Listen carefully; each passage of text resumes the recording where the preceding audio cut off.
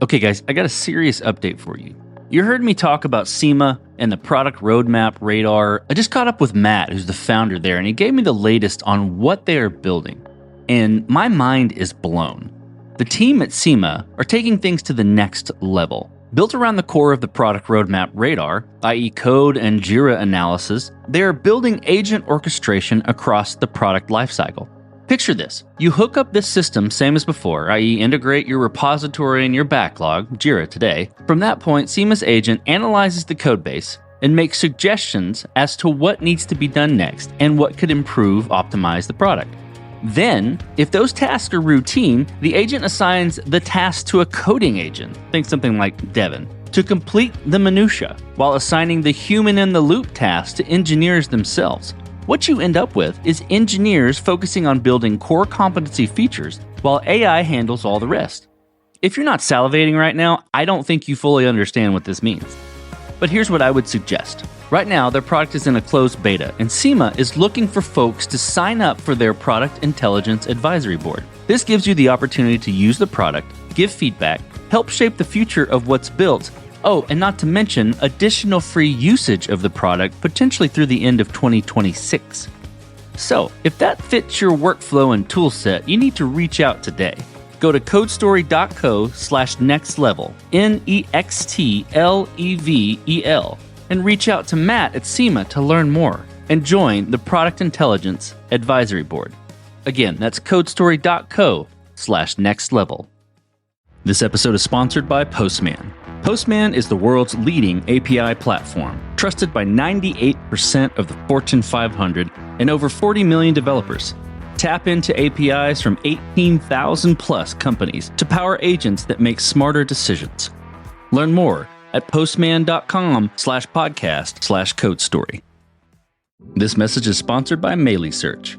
Today, search isn't just a feature, it's a cornerstone. And Melee Search gives your users the experience they need with lightning-fast performance, full-text search, AI usage, and multimodal capabilities.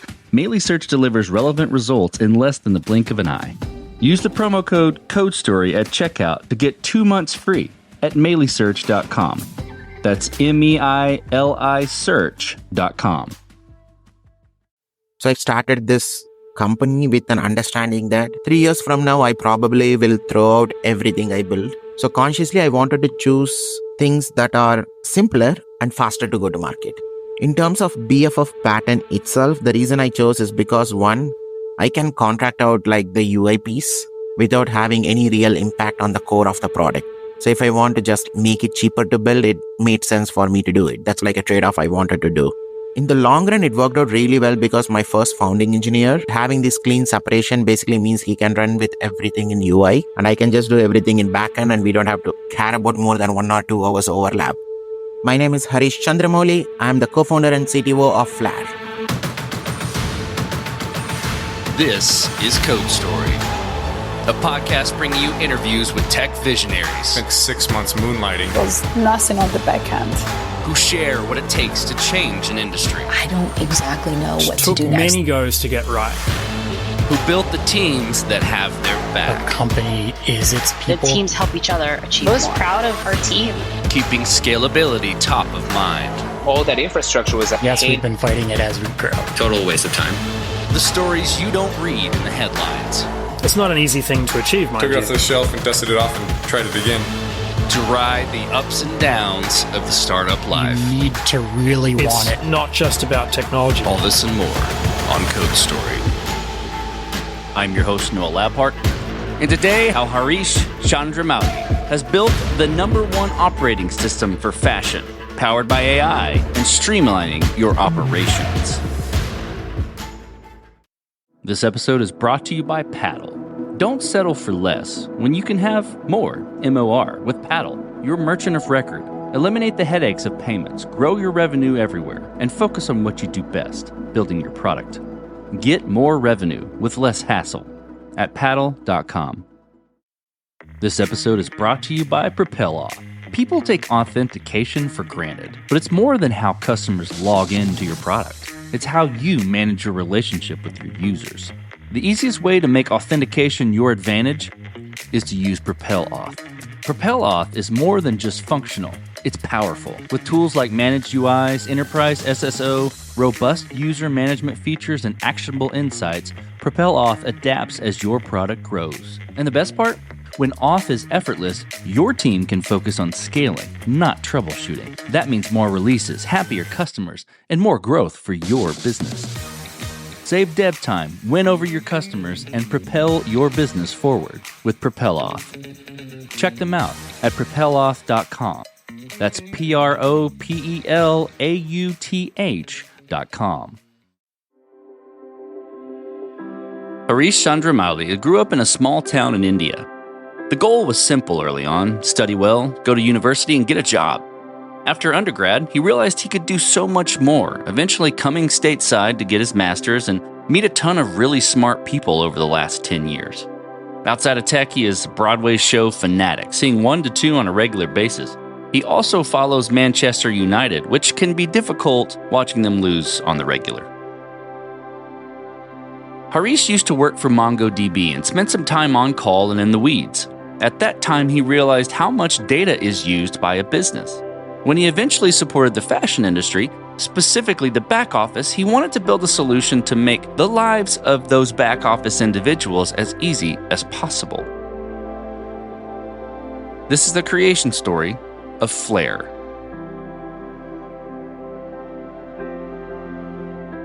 I used to work in this company, MongoDB. I was like their first cloud security engineer, built a lot of data-related things, and I'm one of the on-call person while working at Mongo. So I have always seen how data is being used by every company and how much it helps a business.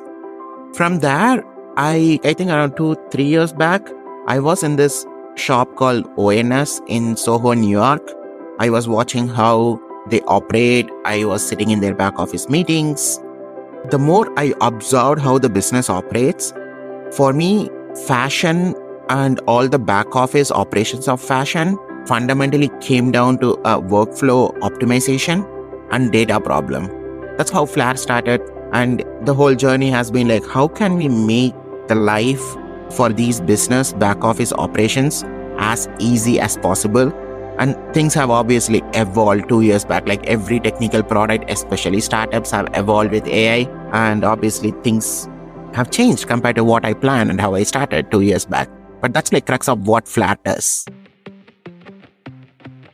Let's dive into the MVP for Flare. So that first version of the product you built, how long did it take to build, and what sort of tools were you using to bring it to life? So the very first version I built was literally a CRM, which is not like the back office operation management and everything. That's because when we started, the very first customer who signed up with us were like, hey, email organization has been so hard in this industry, especially as I communicate with my manufacturers, my buyers. It's just hard. And if you can just build a organizing like email part, that would be happy. So that ended up being our MVP and our first customer onboarding. And for me, very consciously for my first customer, I did not hire any full-time engineer. I ended up building out the product. Things I learned are, one, I did not do what everyone recommends in startup is like using different tools. I have always been a nerd. I read protocols. So I read the entire email protocols and figured out how to make it easy for my business users. So I just implemented everything ground up from using Python. Other things I did consciously in MVP, which is not recommended, but can definitely help me scale as well as I followed something called backend for frontend model, which basically is like I had all my backend as a microservice from the beginning and a frontend that just I threw as per whatever the user needs were. That also, looking back, that's not a conventional choice for building an MVP, but that worked out really well as we scaled, added more features, have more customers in the platform. So yeah, the tooling is pretty much like Remix.js in the front end because most of my customers use Shopify. That kind of gives me flexibility to be in Shopify if you use Remix over Next or something. And the backend is Python because Python was the easiest and fastest to code. I'm curious about maybe a decision or trade-off you had to make when you're building that first version. And you mentioned a couple with choosing, some architecture with backend and front end, and then tooling for building in Python. Maybe I'm curious about some other ones around how you approached the problem, or maybe how you accepted technical debt, things like that, and how you coped with those decisions. I have worked at Mongo and everywhere where we built new products pretty fast. So I started this company with an understanding that 3 years from now, I probably will throw out everything I build based on the users, based on which part needs to be scaled. So consciously, I wanted to choose things that are simpler and faster to go to market. An example for me is that I have never used Python before. My entire career has been like Java, C++, than Python. But then choosing a Java, Golang, or C++ is not going to help me move fast in a startup. So that kind of led me to Python. In terms of BFF pattern itself, the reason I chose is because one, I can contract out like the UI piece without having any real impact on the core of the product. So if I want to just make it cheaper to build, it made sense for me to do it. That's like a trade-off I wanted to do. In the long run, it worked out really well because my first founding engineer is in India. We work in very different time zone, but having this clean separation basically means he can run with everything in UI and I can just do everything in backend, and we don't have to care about more than 1 or 2 hours overlap every sync. In terms of tooling, obviously the first one I checked for email sync, Nylas. Nylas is pretty much what I wanted to use. I started using Nylas. One of the thing I had trouble with Nylas is that I wanted like the RFC related, email protocol related data. And I was trying to talk to their engineers. Their engineers did not understand email protocol. And out of frustration, I am like, rather than using this third-party tool, let me just go and build it. This episode is brought to you by Paddle. As a startup, you face unique challenges to stay competitive. You and your team need to stay focused on your product, not your payments. You need to do more, MOR, and DIY less. With Paddle. Paddle is your merchant of record, becoming the seller of record for your SaaS transactions, enabling your team to focus on what's important, your product. Paddle handles all payment management across multiple gateways and methods, taking ownership of tax liability while remaining compliant with regulations across all markets. The platform handles all aspects of SaaS billing models, upgrades, add-on, trials, and more. Let's look at the results. MOR revenue optimization is built into Paddle and accounts for up to 16% higher conversion rates, reduced payment failures, localized pricing, and churn prevention, recovering 40% of cancellations. Their developer-friendly tools are API first with comprehensive documentation, removing the burden from your engineers. With Paddle as your merchant of record, you'll generate more revenue, find and keep more customers, grow faster, and stay compliant everywhere. So what are you waiting for? Get more revenue with less hassle at paddle.com. Okay, guys, I got a serious update for you. You heard me talk about SEMA and the product roadmap radar. I just caught up with Matt, who's the founder there, and he gave me the latest on what they are building. And my mind is blown. The team at SEMA are taking things to the next level. Built around the core of the product roadmap radar, i.e. code and Jira analysis, they are building agent orchestration across the product lifecycle. Picture this. You hook up this system same as before, i.e. integrate your repository and your backlog, Jira today. From that point, SEMA's agent analyzes the codebase and makes suggestions as to what needs to be done next and what could improve, optimize the product.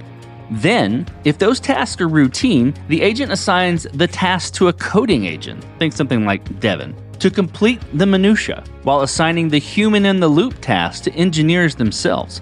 What you end up with is engineers focusing on building core competency features, while AI handles all the rest. If you're not salivating right now, I don't think you fully understand what this means. But here's what I would suggest. Right now, their product is in a closed beta, and SEMA is looking for folks to sign up for their Product Intelligence Advisory Board. This gives you the opportunity to use the product, give feedback, help shape the future of what's built. Oh, and not to mention additional free usage of the product, potentially through the end of 2026. So, if that fits your workflow and toolset, you need to reach out today. Go to codestory.co/nextlevel, NEXTLEVEL, and reach out to Matt at SEMA to learn more and join the Product Intelligence Advisory Board. Again, that's codestory.co/nextlevel. This episode is sponsored by Fullscale. Let me guess, your team's shipping sprint velocity looks good, but you're still asking yourself, is anyone actually thinking about the why? Matt Watson's been there. He's the founder behind Vin Solutions and Stackify, and now runs Fullscale with a 300-plus person dev team. And after 2 decades in the trenches, he's seen the same pattern over and over. Smart developers stuck in systems that reward ticket-taking instead of real thinking. That's why he wrote Product Driven, a playbook for tech leaders who are done babysitting developers and ready to build teams that own the outcome. If you're tired of translating every feature, doing all the thinking, or wondering why your smart team is still stuck, this is the fix. Go to productdriven.com/codestory to grab the book and get the bonus toolkit to help your team shift from output to outcomes, like 12 bold ways to get your retros out of robot mode. Again, that's productdriven.com/codestory. Okay, let's move forward then. I'm curious about how you progressed and matured the product to the point it is today. And to wrap that in a box a little bit, what I'm looking for is, how did you build your roadmap? How did you go about deciding that, okay, this is the next most important thing to build or to address with Flare? It was relatively easy to build a roadmap because you are building with customers. Whoever is assigned customers, you know what needs to be built. But the interesting piece is how you go about building it. An example for me is that I have a lot of users who are using Shopify, and there are a lot of users who are not in Shopify. So when I think about inventory management, when you think about order processing, if you have to build out everything in a very traditional way, where I have database, I just get the data from different e-com platform, it's a lot to build. So the approach I took there is to prioritize building quickly for the customers is by piggybacking on the softwares they were using. If you don't know Shopify is obviously the global platform right now for most e-com people, and they do have APIs, they do have reasonable inventory management platform. So rather than building your whole workflow automation using a database backend, I literally piggybacked on Shopify APIs. If you are receiving some items from your manufacturer, like 10 t-shirts or 20 t-shirts, rather than telling my database that go and make it plus 20 and then tell Shopify, I directly tell Shopify through their APIs that, hey, I received 20. Shopify takes care of all the complexities around like addition, subtraction, if an order comes through at the same time, all those concurrencies. So I don't have to worry about it. And then I just sync back the data from Shopify. So the expansion and the prioritization went in a way that, like, think about my customers for whom I can give features by hacking things around rather than having to build the entire product. That's the approach I took for prioritization. So you mentioned not hiring on full-time engineers in the beginning for that MVP, but I assume you've built a team since then. How did you go about that process, and what did you look for in those people to indicate that they're the winning horses to join you? Luckily, my own background before Flare helped me attract good engineering talent. I ended up hiring mostly within my network, and the people whom I hired ended up bringing the team that they used to work under. So it's like a network effort. That's how I hired my first 2, 3, 4 people. The guy, my founding engineer, I went to college with him. He was working in Australian bank, and we were started as, hey, he came to me and be like, hey, I have nothing to do on weekends for the next few weeks, but I want to learn something new, because the bigger the company is, the more you grow in position like lead, manager, director, the less you go, the less you have fun with building things. So I want to use the weekend to build things, and that's like we jamming together. And then after a month or two, I'm like, okay, we work well together. You are really amazing in front end, and I'm clueless when it comes to front end. So why not, let's just make it full time so that you come over. And then when he joined me, he was like, I had this one guy who reported to me who is really amazing. I want him to come over with us. And then it trickled down. This episode is brought to you by Propel. People take authentication for granted, but it's more than how customers log into your product. It's how you manage your relationship with your users. The easiest way to make authentication your advantage is to use Propel Auth. Propel Auth is more than just functional. It's powerful. With tools like Managed UIs, Enterprise SSO, robust user management features, and actionable insights, Propel Auth adapts as your product grows. And the best part? When auth is effortless, your team can focus on scaling, not troubleshooting. That means more releases, happier customers, and more growth for your business. Save dev time, win over your customers, and propel your business forward with PropelAuth. Check them out at propelauth.com. That's PROPELAUTH.com. This episode is sponsored by MailySearch. In today's digital landscape, search isn't just a feature, it's a cornerstone, and you need a user experience that drives customer satisfaction. You need MailySearch.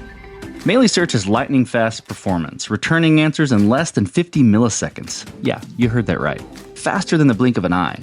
The open-source AI search engine is plug-and-play, so you can get up and running in minutes with smart presets, allowing you to start searching through your data with zero configuration. MailySearch utilizes advanced full-text search and AI, ensuring your results are ultra-relevant with semantic depth. It's multimodal, supporting images, videos, and audio, along with being federated, i.e. searching across multiple data sources.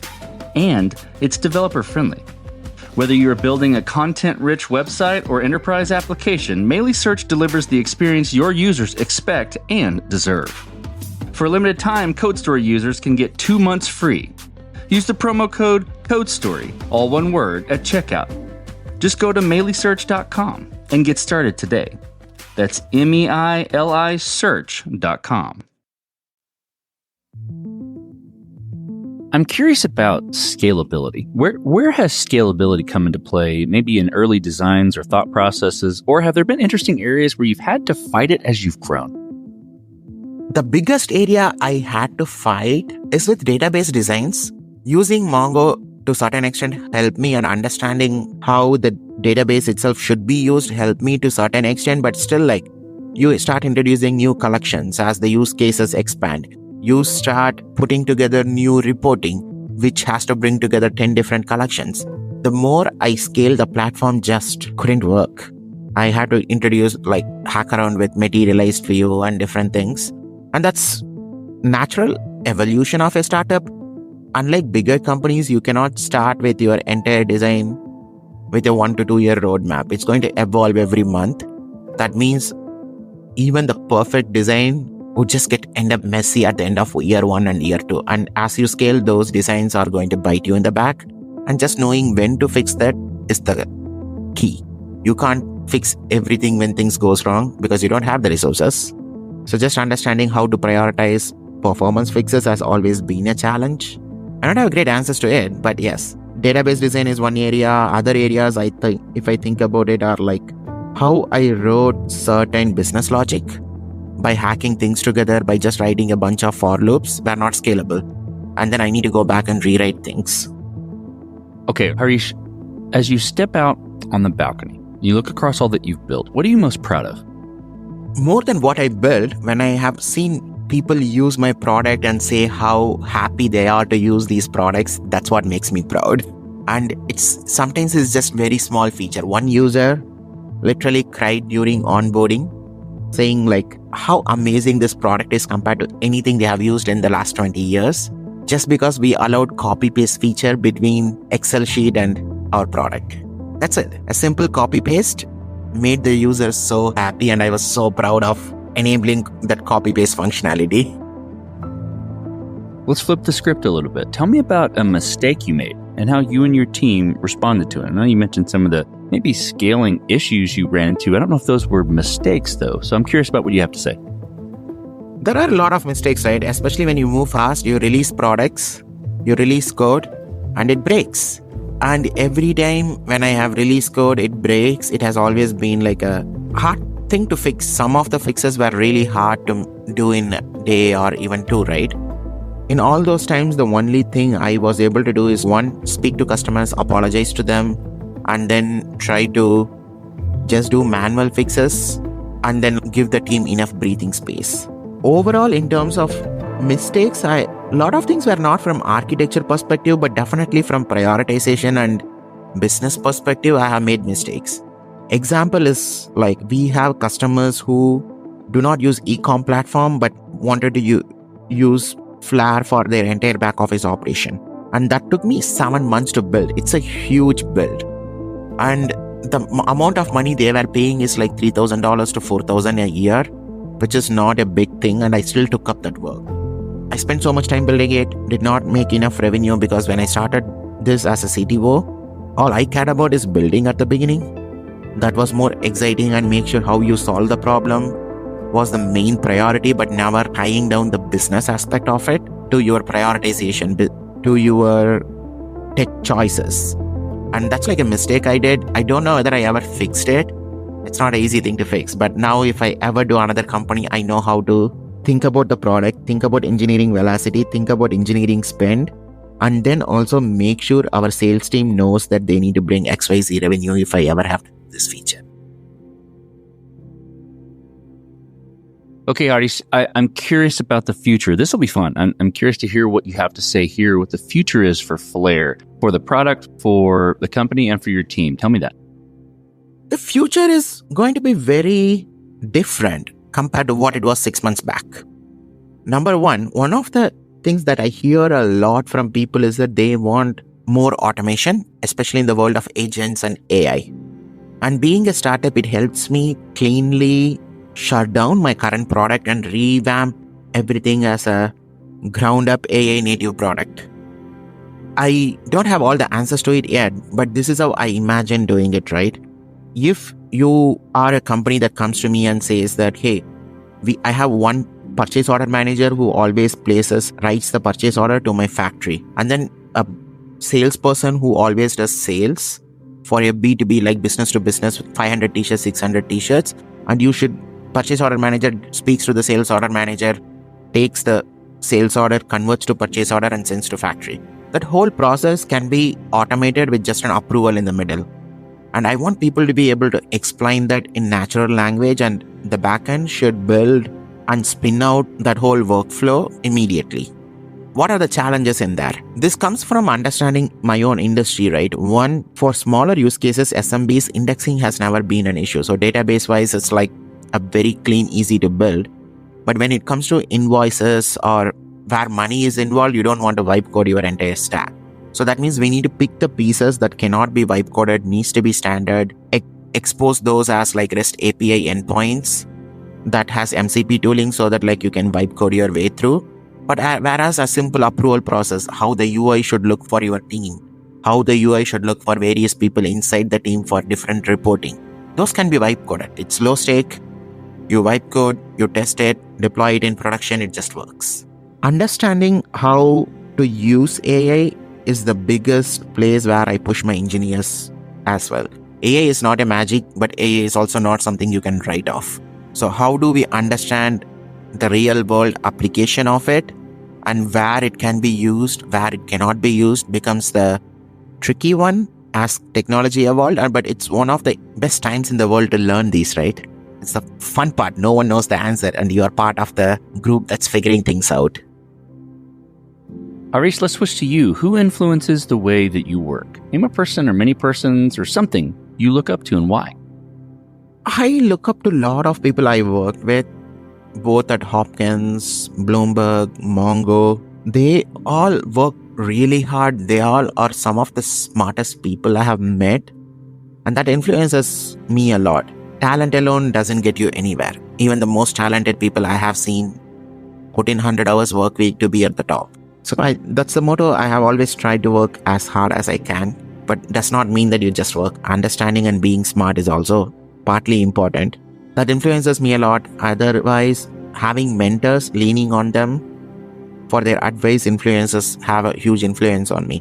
Whether it's through my VCs, current VCs, or the network I established like CISO or C-suites at MongoDB, I still go back to them and be like, hey, I have no idea what I'm doing right now. Can you help me navigate this situation? So those people all have a huge impact on how I live my life right now. Harish, last question. So you're getting on a plane and you're sitting next to a young entrepreneur who's built the next big thing. They're jazzed about it. They can't wait to show it off to the world. And can't we show it off to you right there on the plane? What advice do you give that person, having gone down this road a bit? I would definitely check that out. The first thing. Second thing is, for every entrepreneur, the biggest advice I would say is it's a huge personal growth. 95% of the people fail. Flare can fail next month or next 10 years, who knows? As long as you are passionate, you just want to do it, you should run and do it. I love that. That's fantastic advice. Well, Harish, thank you for being on the show today, and thank you for telling the creation story of Flare. Thanks for having me. And this concludes another chapter of Code Story.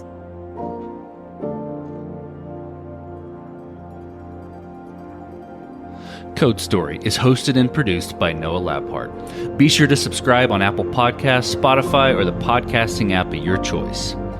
And when you get a chance, leave us a review. Both things help us out tremendously. And thanks again for listening.